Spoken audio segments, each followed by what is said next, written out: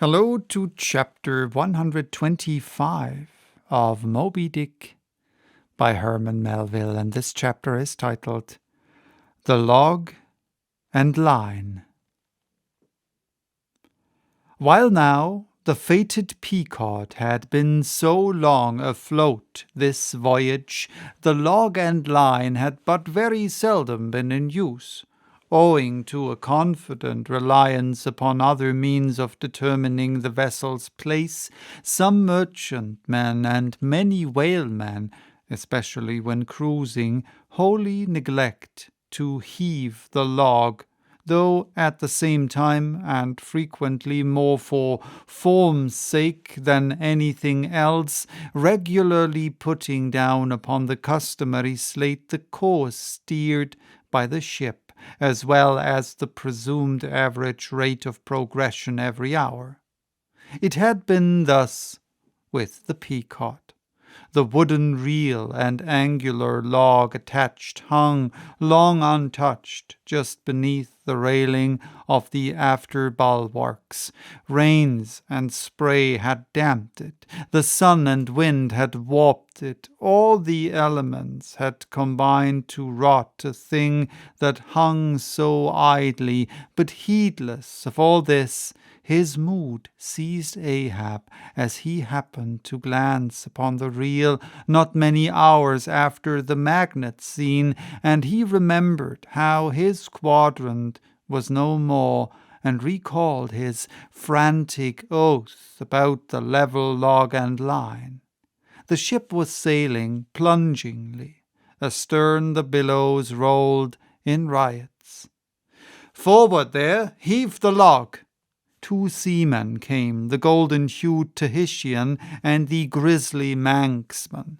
"Take the reel, one of ye. I'll heave." They went towards the extreme stern on the ship's lee side, where the deck, with the oblique energy of the wind, was now almost dipping into the creamy, sidelong rushing sea.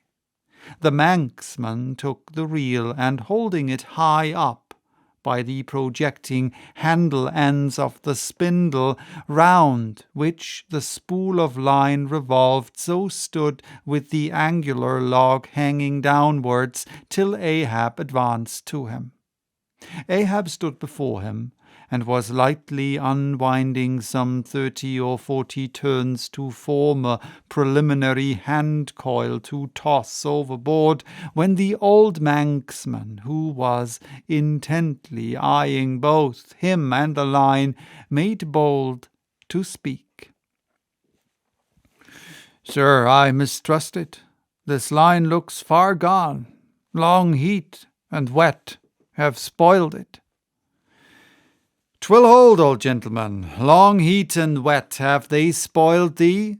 Thou seemst to hold, or truer perhaps, life holds thee, not thou it."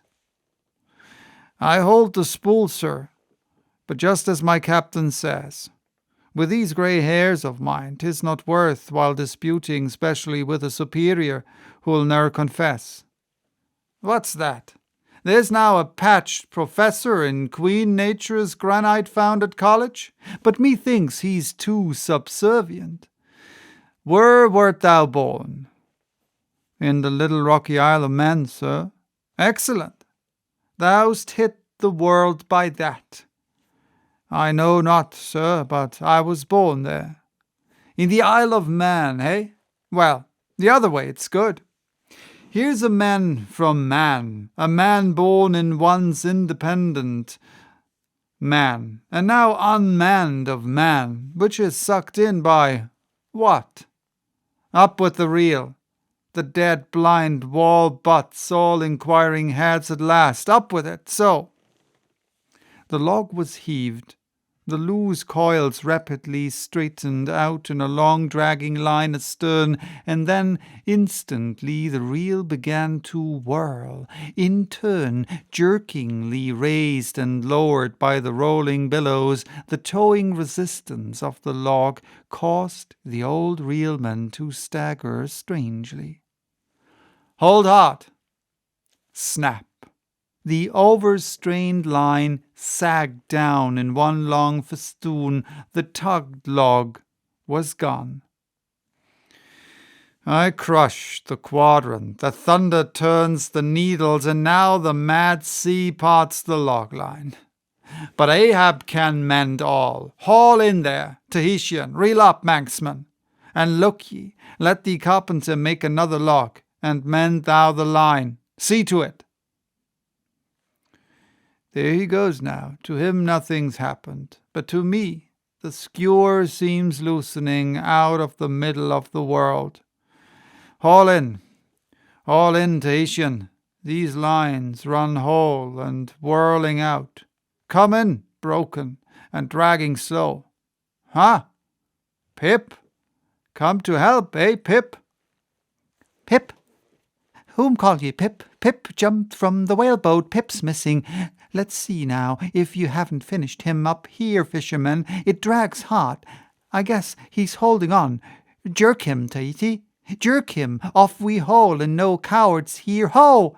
There's his arm just breaking water. A hatchet. A hatchet. Cut it off. We haul in, no cowards here. Captain Ahab. Sir.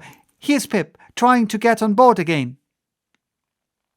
Peace, thou crazy loon, cried the Manxman, seizing him by the arm. Away from the quarter-deck. The greater idiot ever scolds the lesser, muttered Ahab, advancing. Hands off from that holiness. Where sayest thou Pip was, boy? Astern there, sir, astern, low. And who art thou, boy? I see not my reflection in the vacant pupils of thy eyes. O God, that man should be a thing for immortal souls to see through.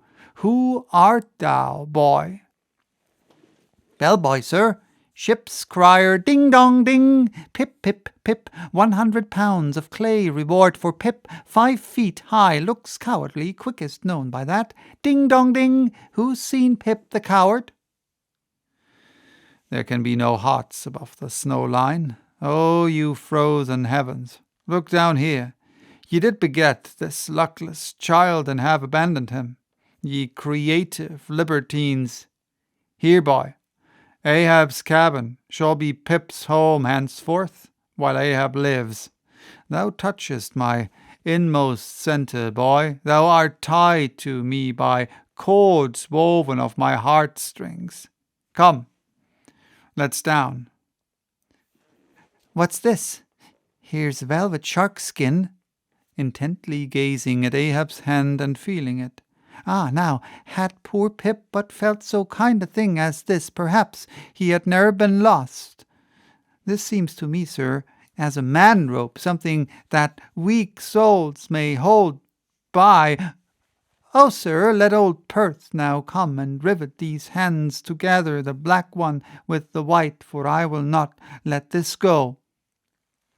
O boy, nor will I thee, unless I should thereby drag thee to worse horrors than are here. Come, then, to my cabin. Lo, ye believers in God's all goodness, and in man all ill, lo you, see the omniscient gods oblivious of suffering man, and man, though idiotic, and knowing not what he does, yet full of the sweet things of love and gratitude. Come, I feel prouder leading thee by thy black hand than though I grasp an emperor's.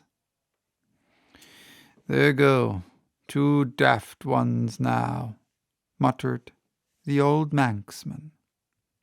One daft with strength, the other daft with weakness.